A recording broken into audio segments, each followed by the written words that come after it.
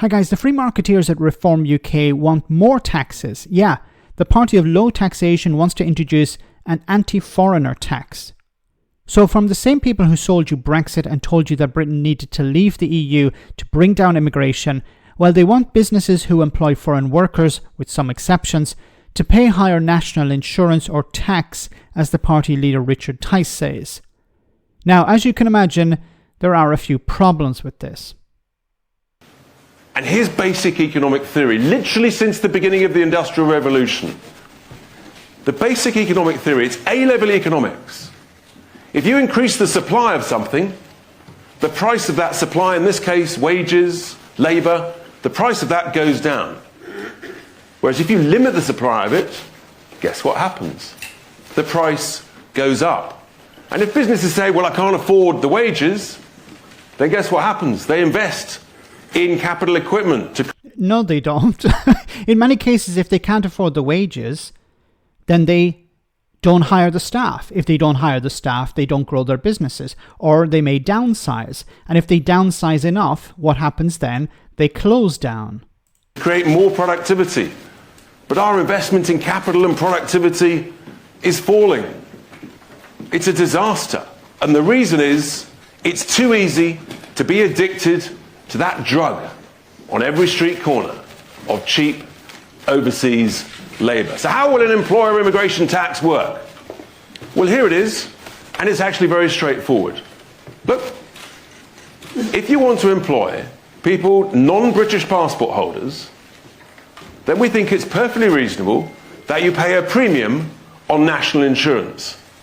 So actually what you should pay is national insurance of 20%. as opposed to 13.8%. It's about a 45% increase. We think that is a perfectly reasonable premium to pay.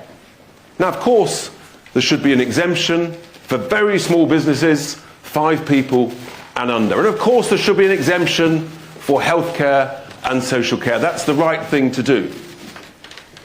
But here's what will happen. This will actually change people's thoughts and behaviour. We believe over one electoral cycle that this employer immigration tax will raise over £20 billion. Varies, of course, depending on how quickly employers adjust their recruitment processes. But £20 billion in one electoral cycle. Now, you might be pretty astonished that Reform UK, known as a party of creating high growth, reducing taxes, making work pay, you might say this is a bit unusual. Let me tell you what it is. It's fair. I love the bit at the end. You may believe, you look at Reform UK, the party of growing the economy. You haven't been in power. Okay.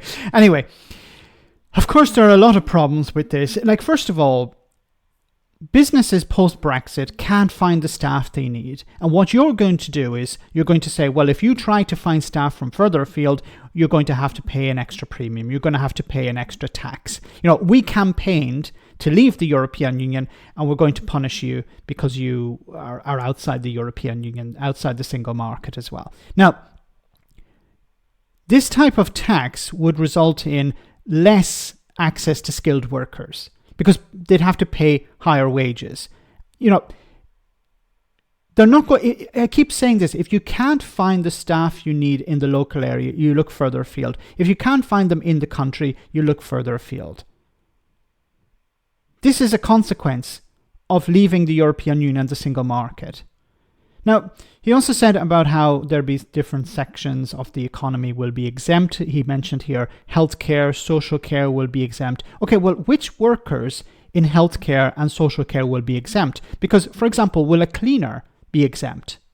What about a cleaner who works for an agency? Are they exempt as well? For example, they work in a care home in the morning, and then in the afternoon they work in a hotel. Are they exempt from this? Probably not.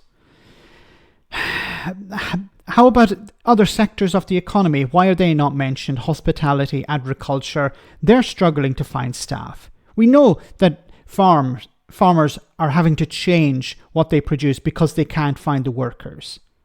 And you would say, well, if you want to bring in foreign workers to pick fruit and vegetables, you're going to have to pay higher national insurance. Then the party of we need to leave the European Union to bring down red tape and bureaucracy. Well, this is adding extra bureaucracy and red tape. And who's going to pay for this? Is it the government or is it going to be the companies? And also another problem is that companies, to avoid this, will end up paying people under the table. And then they won't be paying any national insurance. So he mentions this is going to bring in £20 billion. Where is this figure from? Has this been costed? What experts have looked at this? And then on the other side of this, of course, there's going to be a cost for the economy. Because if businesses can't access the workers they need, have you evaluated that cost?